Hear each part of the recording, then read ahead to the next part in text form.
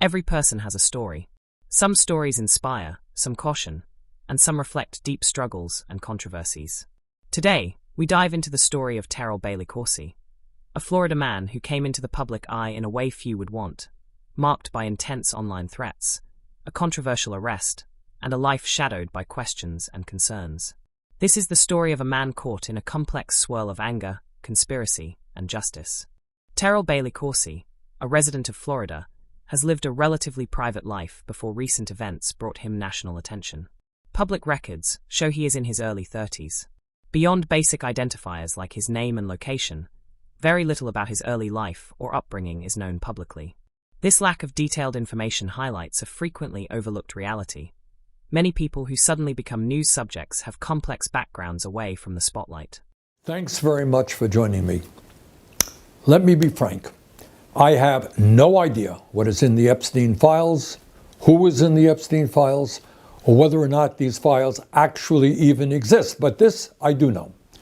Jeffrey Epstein was an extremely wealthy guy who hung out with some of the wealthiest and most powerful people in our country and the world, including Bill Clinton, Prince Andrew, multiple billionaires, and Donald Trump. And this I also know. During his presidential campaign, Donald Trump said very clearly that he would release the Epstein files. My response, Mr. President, do it.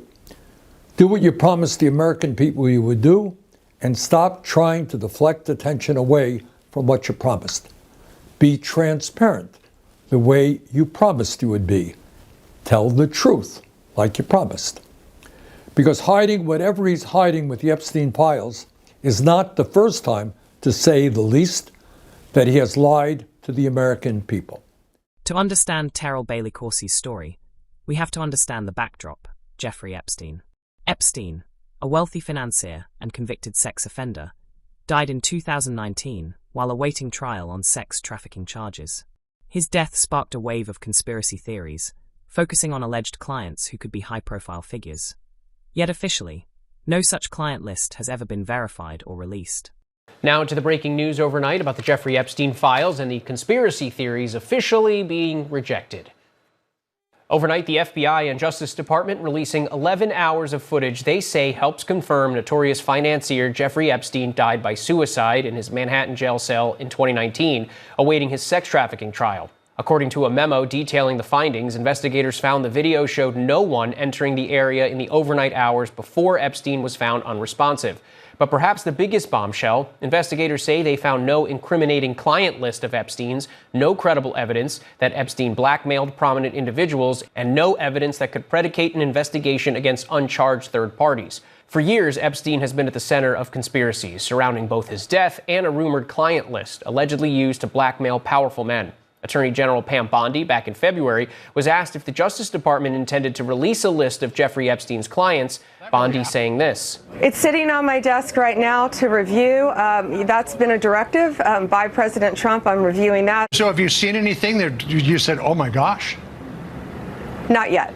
And just last month, while feuding with President Trump, Elon Musk posting, "Time to drop the really big bomb. @real Donald Trump is in the Epstein files. That is the real reason they have not been made public. Have a nice day, Donald J. Trump." But Musk later deleted that post and others, saying he went too far in attacking Trump. The president saying he cut ties with Epstein nearly 2 decades ago, saying even Epstein's lawyer cleared him. This is the first time the Trump administration has officially contradicted conspiracy theories about Epstein, theories previously pushed by members of the administration. Renewed public frustration emerged after the U.S. Department of Justice confirmed no additional evidence or client list would be released. Online theories flourished, stoking anger and suspicion.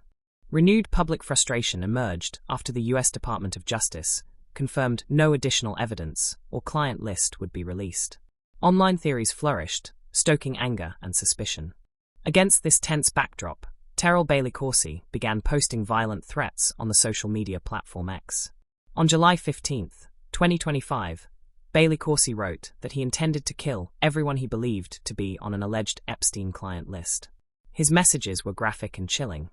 He stated that he would use a machete so everyone could see the blood and gore of the moment. He also singled out 3 unnamed government officials, threatening to kill them on sight. The FBI quickly became involved, identifying Bailey Coursey as the source of these threats.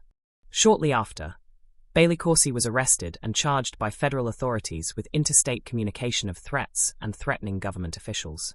Court documents detail his possession of weapons, including a knife, machete, and bow and arrow, which escalated concerns about his capability to carry out his threats. Bailey Coursey admitted to posting the threats and expressed remorse during the investigation. As of now, he has not made his initial court appearance nor entered a plea, leaving the legal process ongoing. The violent rhetoric from Bailey Coursey, especially on social media, reflects a broader societal challenge: how online platforms can amplify feelings of anger, injustice, and isolation. Bailey Coursey's interactions with X's AI chatbot, Grok, reveal a man deeply frustrated, expressing feelings of helplessness and striking out in dangerous ways. Right now, a Minneapolis man is threatening legal action after an online chatbot posted disturbing details involving him. In a now-deleted post on X, Grok, the app's artificial intelligence chatbot, gave users a detailed plan on how to break into Will Stansel's home and sexually assault him. Joe McCoy spoke with Stansel tonight. Joe? Well, Julie, this story highlights the disturbing nature of AI when it's not used for good. X's AI chatbot, Grok, seemingly showing very little restraint, putting Stansel in an uncomfortable and potentially dangerous situation. I have saved some of the screenshots because they were being deleted. When Will Stansel woke up on Tuesday, Just threats. he never expected the online firestorm that came his way on X. One thing they like to do is they like to Photoshop me into pictures of Hitler. Stansel, an outspoken liberal on X, has more than 100,000 followers on the platform and says he's constantly receiving hate messages from far-right users. It's really hard to ignore thousands of people threatening you. But what happened in this situation was different. The human users attacking him were being aided by X's own AI chat robot called Grok. In the past, when they've done this, the chatbot has said, no, I won't do it.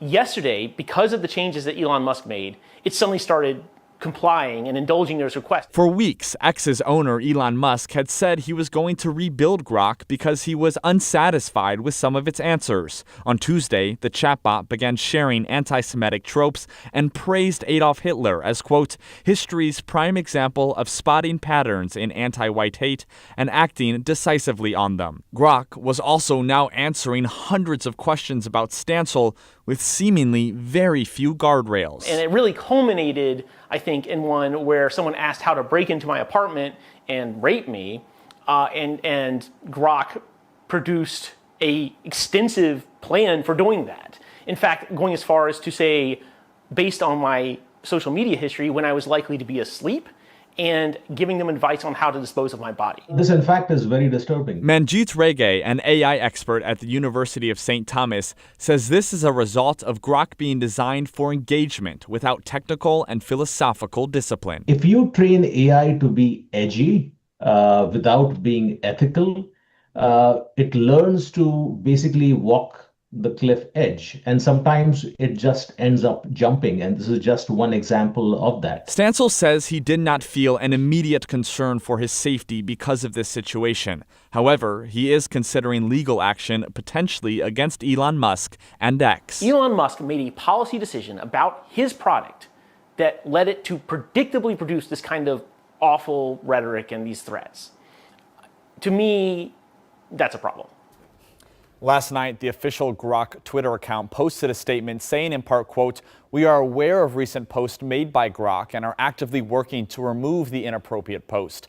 However, so many of these posts were screenshotted, so Stansel says he is worried that this will be something that will live with him forever.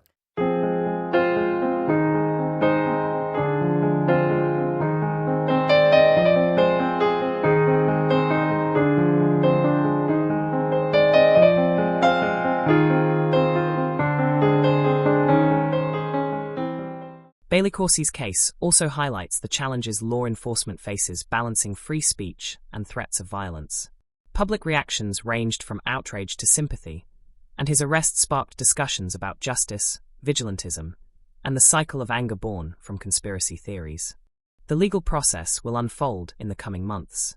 Terrell Bailey Coursey's story serves as a cautionary tale of how real-life consequences can emerge from online actions fueled by misinformation and anger. It reminds us of the need for thoughtful conversation and mental health care in our digital age. Every story has many sides and layers. Terrell Bailey Corsi's is still unfolding, a story steeped in controversy, fear, and turmoil. But at its core, it asks us to reflect on how society, justice, and empathy intersect in the digital era. Thank you for joining me today. If you love watching videos like this, please like, share, and subscribe for much more. Oh, and there's a very special debut dropping in September. You might want to know about it. Until next time, unplug the internet.